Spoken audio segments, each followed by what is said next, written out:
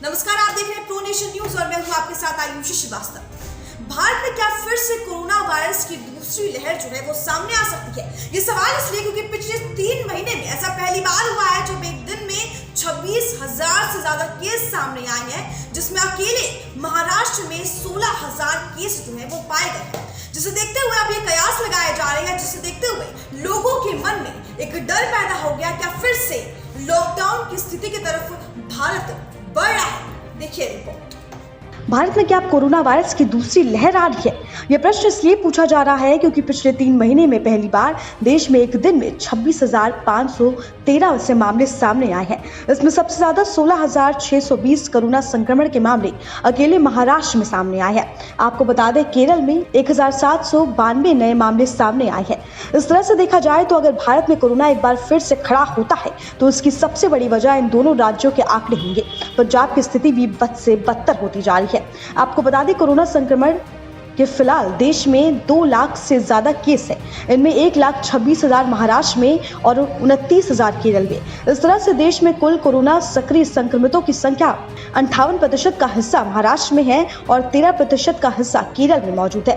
मृतकों की बात करें तो कोरोना के कारण देश में 1 लाख से भी ज्यादा लोगों की जान गई है, जिसमें 92,861 अकेले महाराष्ट्र के हैं। ध्यान देने वाली बात यह है यहाँ कि इसके 1/3 लोगों की मौत भी किसी अन्य राज्य में नहीं हुई। एक और राज्य है जो केरल के साथ इस मामले में प्रतिस्पर्धा करने निकल पड़ा है, वो है किसान आंदोलन का गढ़ बना पंजाब। पंजाब में पिछले एक दिन में कोरोना संक्रमितों की संख्या 1,492 बढ़ गई है। इस तरह 11,550 कोरोना मरीजों की संख्या सक्रिय है, जिसमें महाराष्ट्र और केरल के बाद तीसरे स्थान पर आ गया है। वहीं आप याद कीजिए कि आखिर किस तरह से मीडिया में हर जगह कभी केरल मॉडल की ही बात चलती थी। केरल की जनसंख्या भारत के कई राज्यों में अपेक्षित कम है। वहां की वामपंथी सरकार की कोरोना मैनेजमेंट के लिए जमकर तारीफ की जाती है। यहाँ तक कि भारत सरकार को उससे सीखने की नसीहत दी जाती है। अब जब वहाँ संक्रमितों की संख्या नियंत्रण से बाहर होती जा रही है तो मीडिया के मामले में उस वर्ग में गजब की चुप्पी भी है। इस तरह महाराष्ट्र सरकार के पक्ष में जमकर पीआर हुआ है। आपको बता दें, मुख्यमंत्री उद्धव ठाकरे के भाषण को सीएमओ ने 3rd ग्रेड के जरिए ट्विटर पर डाला।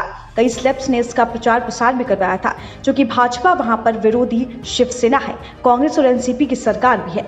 आपको बता दें, सोशल मीडिया पर तब बेस्ट सीएम की उपलब्धियां गिनाने वाले आज गायब है। केरल की बात करें तो केरल से लगने वाले सभी राज्यों में वहां से आने वाले लोगों को तमाम तरह के प्रतिबंध दिए जा रहे हैं।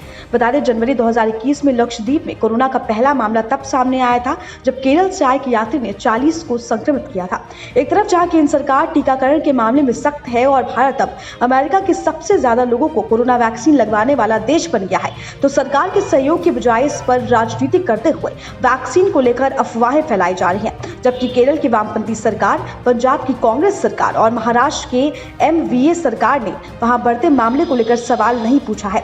मुंबई में कोरोना ने अब तक 11,535 लोगों की जान गई है।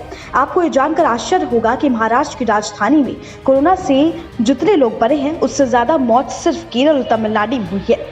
पिछले एक दिन में यहाँ पर 740 सक्रिय मामले सामने आए हैं। पुणे में भी कोरोना से 8,144 लोगों की जान गई। नागपुर में भी 3,584 मरे हैं। ठाणे में भी 500 से ज्यादा लोग कोरोना संक्रमित है। वहीं भारत में अब तक 2.73 करोड़ लोगों को कोरोना वैक्सीन की डोज दी जा चुकी है। आपको बता दें, 5 राज्यों में चुनाव होने वाले हैं। ऐसे में इन 3 राज्यों की लापरवाही भारी पड़ सकती है। पिछले एक दिन में कोरोना के नए मामले 75.6% मामले यही सामने आए हैं। 3 राज्यों से रोज कोरोना के 3/4 मामले सामने आ रहे हैं। ऐसे में बेस्ट सीएम, केरल मॉडल और किसान आंदोलन की याद तो लगातार हो रही है। Bureau report, pro nation news.